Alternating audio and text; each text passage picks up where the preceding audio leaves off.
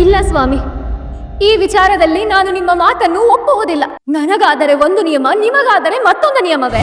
ಭಕ್ತರಿಗೆ ವರ ಕೊಡಬೇಡವೆಂದು ನಾನೆಲ್ಲಿ ಹೇಳಿದ್ದೇನೆ ದೇವಿ? ಅವರ ಬೇಡಿಕೆಯನ್ನು ಈಡೇರಿಸುವುದು ನಮ್ಮ ಕರ್ತವ್ಯವೆಂದೇ ಹೇಳಿಲ್ಲವೇ?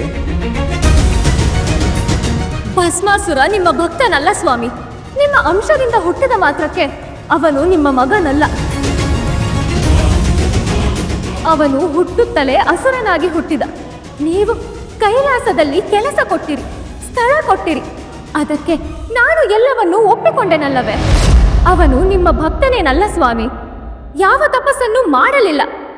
ಏಕೆಂದರೆ ಅವನಿಗೆ ಭಕ್ತಿ ಎಂದರೇನು ಎನ್ನುವುದು ಹುಟ್ಟಿನಿಂದಲೇ ತಿಳಿದಿಲ್ಲ. ದೇವಿ, ನಿನ್ನ ಕೋಪವು ಅಂದವಾಗಿಯೇ ಕಾಣುತ್ತಿದೆ.